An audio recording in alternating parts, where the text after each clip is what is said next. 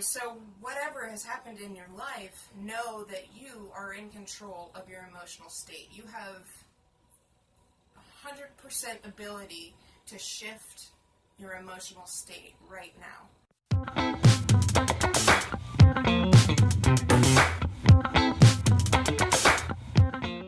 So, like many spiritual advisors and whatnot, I've many times come to the conclusion that taking responsibility for your life is one of the best paths forward. Eliminating the need for blame is very helpful because it empowers you to change your life. But to a certain degree, whenever you come up with that answer for people, you're like, well, how do I tell that to a rape victim? How do I tell that to a family who just lost a child? You know, all these other things where it's like, well, you don't want them to blame themselves for what happened, and it doesn't seem quite right to be like, oh yeah, you brought the rape on yourself, or, you know, you brought your child's murder on yourself. And obviously that's not true either, because you have this other party involved, the killer or the raper, you know, there are other factors external to you, and it can be challenging to kind of work around that whole thing. But I think I've come up with a pretty good solution, which is take responsibility for your emotions and for your emotional state.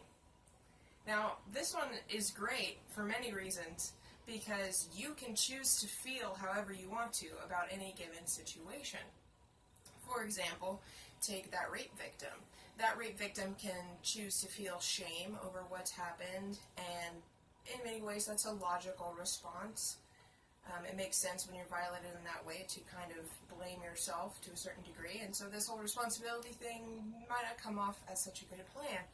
Versus when it's dealing with your emotional state, you can be like, well, I am still a worthwhile person. You know, this horrible thing happened, but I don't need to feel shame over this. You know, this isn't something that I could have controlled. I didn't have the power to stop it. You know, I wasn't able to push him away or, you know, stop the killer, you know, whatever the case may be. But instead you can be like, but you know what, I am going to be happy in spite of what has happened to me. And that's a very powerful feeling when you decide, you know what, I don't care what's happened, I'm going to keep moving forward nonetheless. And I know that that can be a very challenging thing to do. And most of the time, it's not going to happen overnight. You know, you're going to continue to feel those emotions for a while, and you'll have to kind of struggle with it a bit. But the same goes for anybody. I mean, no matter the situation you've been in, you're still going to have to kind of battle your past thoughts for a little while before you can start to change them or turn them in a more positive direction. But the best way to do that is to realize how simple it can be to shift your emotional state. For example, smiling actually creates a more positive feeling within you. And you can look up all the scientific studies on this if you want to, but it's actually proven that when you smile, you get better hormonal feelings. You know, you're kind of tricking your body into believing that you're happy whether you are or you aren't. So, if, for example, you just went, I would rather be happy than sad, and all you did was practice smiling more, you know, even if you just fake smiled, you're actually tricking your body into being happier. So over time, eventually that smile will become more and more genuine, and then you'll actually be smiling and laughing more often because it feels good, and you've trained your body to do this naturally, and then those negative emotions become, they kind of disappear. And to a certain degree, you're always going to have negative thoughts and emotions, and that's actually a good thing, because it inspires you toward further growth. So part of this journey is also learning to understand what your negative emotions are, and I've always appreciated this concept that Abraham Hicks discusses, which is your negative emotions are essentially telling you that that is not a thought that you really want to be thinking, or that is not a path you want to be going down. Exactly what that is, because an emotion is a almost indescribable thing. we know that we have them, we know that other people have them, but we can't really say what sadness is. All we can do is be like, yeah, you felt sadness before, you know what I'm talking about, right? And to a certain degree, they actually might not. I mean, sadness could be different for everybody, and we just kind of have this set of rules. It's like, this is what sadness is, and this is what happiness is, and this is what fear is, and all these other things. But, you know, it's more about your intuition. Your intuition is saying, this is what I'm feeling, and I'm telling you that your body is also telling you this, if it's a negative emotion, is not where you should be, or want to be, or this is not a proper path for you to follow. And I actually find that description very helpful, because things like, you can look at your negative emotion objectively and go, oh, is this helping me? And usually the answer is going to be no. If it's yes, then it's like, okay, now I dramatically need to shift my path a little bit. But on average, that negative emotion isn't going to help you. It's going to hold you back. So you look at that emotion and you go, wow, okay, I really need to shift the way I'm thinking about this. You know, I need to stop believing that this guy is the one and only, and, you know, since he broke up with me, I'm devastated and lost. Instead, I can be like, well, obviously he wasn't the right guy, because, you know, we're not together anymore, and stuff like that. You know, this rape was a horrible event, and I'm so distraught and upset, and I don't know how I'm ever going to move past this. You can shift that a little bit more to be like, well, I didn't have control over this. You know, it's not my fault, and I'm going to be okay because I'm still alive, and I will over time move past this. So that transition from negative to positive isn't necessarily the easiest thing, but if today you started practicing smiling more, you're going to get there. And it really can be that simple. It can also be really complicated. I mean, like in my life, I don't really have trauma like that still lingers. I've had trauma in the past, like a brain tumor scare when I was in 8th grade and whatnot. So, you know, something that could be fairly traumatic, but honestly, I'm not afraid of that at this point. So, you know, that trauma doesn't really affect me. It's just an event that happened in the past.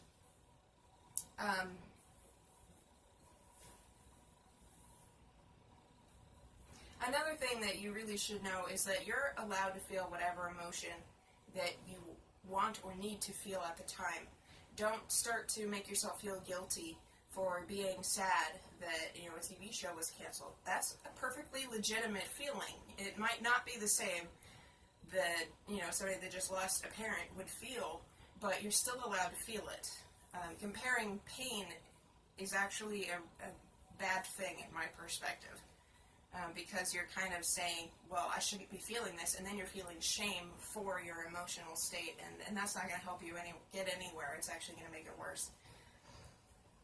So whatever has happened in your life, know that you are in control of your emotional state. You have 100% ability to shift your emotional state right now, just by smiling more, you know, just by sitting here in the moment and going, I will be okay, I will move past this, things will be better.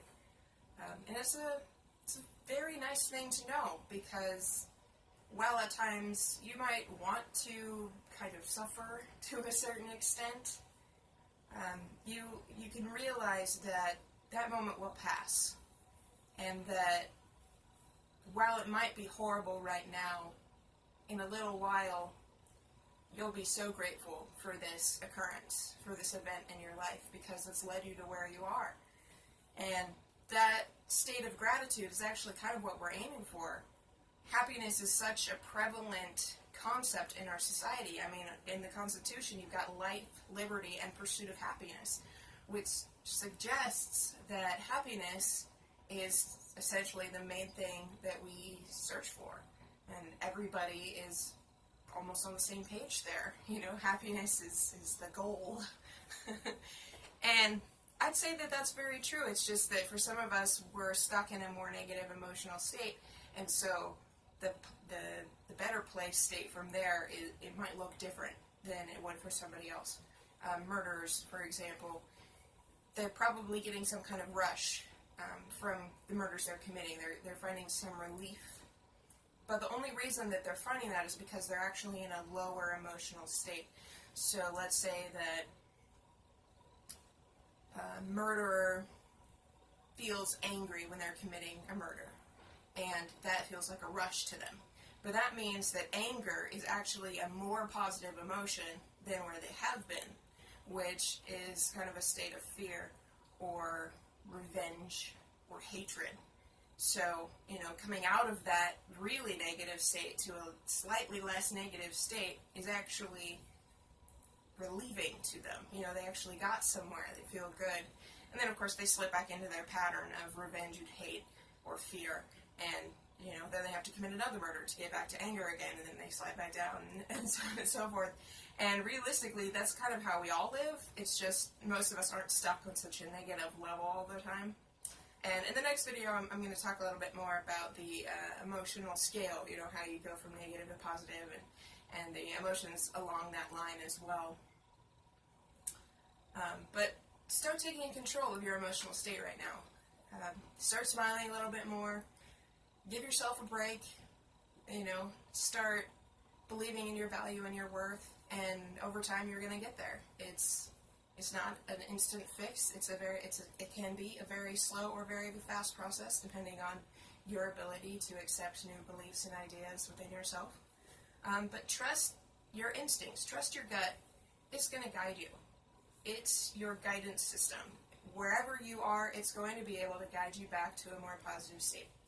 And if that's something that you really want, if you want to learn and grow, then that's where you want to start. You want to start with your emotional state. You want to start with your thoughts and beliefs, and you want to start shifting them to positive lights that can continue to guide you and inspire and influence a better life for you. So that's everything I have for you today. Thanks for watching. Hope to see you again soon.